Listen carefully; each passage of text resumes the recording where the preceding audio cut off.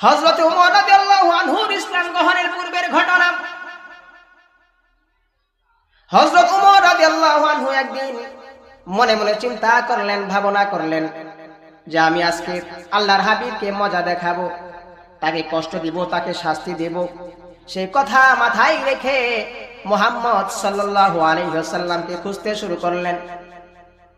খুঁজতে খুঁজতে যায় পাইলেন আল্লাহর হাবিব মসজিদে হারামে নামাজের মধ্যে দাঁড়ানো। হযরত ওমর মনে মনে ভাবলেন, মুহাম্মদ সাল্লাল্লাহু আলাইহি ওয়াসাল্লাম তো কোনো মাদ্রাসাতে পড়ে নাই, কোনো শিক্ষা কেন্দ্রে যায় নাই, তাহলে এত সুন্দর করে কিভাবে সে আল্লাহর কালাম পড়ে? কথা বুঝতেছি ভাই? তাহলে এত সুন্দর করে কিভাবে সে আল্লাহর কালাম পড়ে?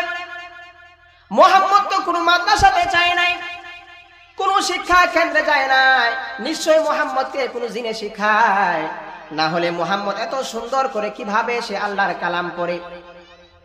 হযরত ওমর বলতেছিলেন, যখন আমি কথা মনে মনে ভাবলাম, সাথে সাথে আল্লাহর হাবিব নামাজের মধ্যে পড়তে থাকলেন, ইন্নাহু লাকাউলু রাসূলিন কারীম। আল্লাহু আকবার। আল্লাহর হাবিব সাল্লাল্লাহু আলাইহি ওয়াসাল্লাম যখন এই আয়াতখানা পড়লেন, এই আয়াতের অর্থ হলো ইহা এক সম্মানিত বার্তাবাহকের কথা।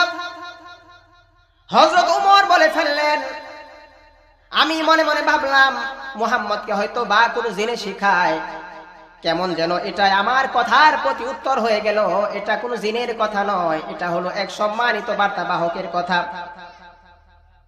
তারপরে আবার উনি মনে মনে ভাবলেন, মুহাম্মদ সাল্লাল্লাহু আলাইহি ওয়াসাল্লাম কবে জানি তলে তলে কবি হয়ে গেছে, নিশ্চয় মুহাম্মদ তলে তলে কবি হয়ে গেছে, এই জন্য এত সুন্দর করে মিলায়া এত সুন্দর করে কালাম পড়ে, হয়তো বা মুহাম্মদ তলে তলে কবি হয়ে গেছে। হযরত ওমর বলতেছিলেন, যখন আমি এই কথা মনে মনে ভাবলাম, সাথে সাথে আল্লাহর হাবিব নামাজে পড়তে শুরু করলেন, ওয়ামা হুয়া বিকাউলি শাইরিন কলিলাম মা তুমিনুন। এটা কোনো কবির কাব্য নয়, তবে অল্প সংখ্যক মানুষ এই বিশ্বাস স্থাপন করে।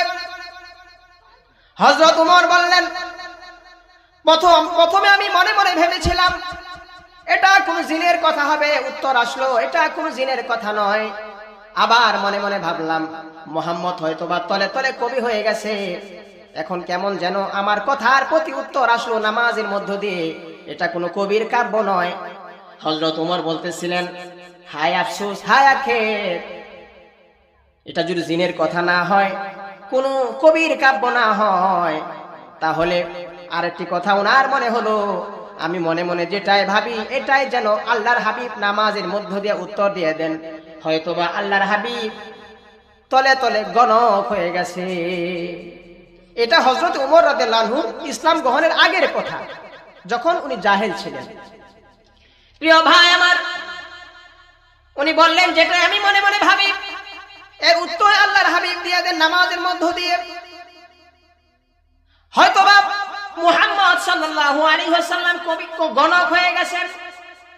হযরত ওমর বলতেছিলেন, যখন আমি কথা মনে মনে ভাবলাম হয়তোবা মুহাম্মদ গণক হয়ে গেছে, সাথে সাথে আল্লাহর হাবিব পড়তে শুরু করলেন, ওয়ালা বিকাউলি কাহিনিন কলিলাম মা তাযাক্কারুন, ওয়ালা বিকাউলি কাহিনিন কলিলাম মা তাযাক্কারুন। সম্মানিত ভাই আমার, হযরত ওমর বললেন, যদি এটা জিনের কথা না হয়, যদি কোনো কবির কাব্য না হয়, যদি কোনো গণকের কথা না হয়, তাহলে এটা কি?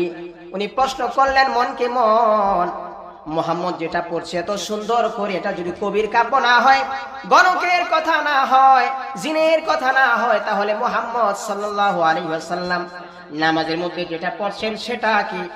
নিজেকে যখন প্রশ্ন করলেন, সাথে সাথে আল্লাহর হাবিব নামাজের মধ্যে পড়তে শুরু করলেন, তানজিলুম মির রাব্বিল আলামিন। আল্লাহু আকবার। এটা হলো সেই মহানবের পক্ষ থেকে নাজিলকৃত কুরআন, যিনি সারা জাহানের পালনেওয়ালা রব।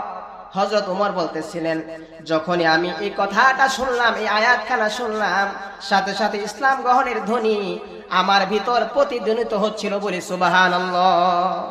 ইসলাম গ্রহণ করার জন্য বেকুল হয়ে গেলেন।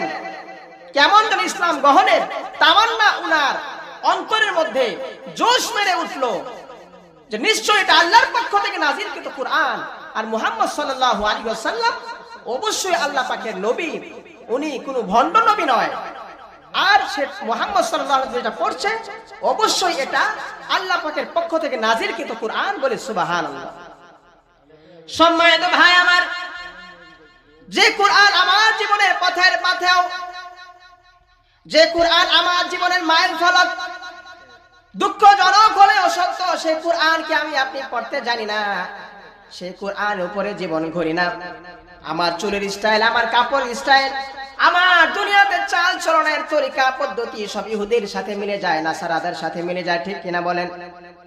সম্মানিত ভাই আমার, তাই আসুন, কোরআনের মজলিসকে এই জন্য দেওয়া হয়, কোরআনের এই মজলিস থেকে দিনই আলোচনা শুনবো এবং তার উপরে আমরা আমল করব, আর জীবনটাকে কোরআনের দাজে গড়ব। অবশ্যই আল্লাহ রাব্বুল ইজ্জত মৃত্যুর পরে আমার জন্য জান্নাত থাকবেন, বলি সুবহানাল্লাহ।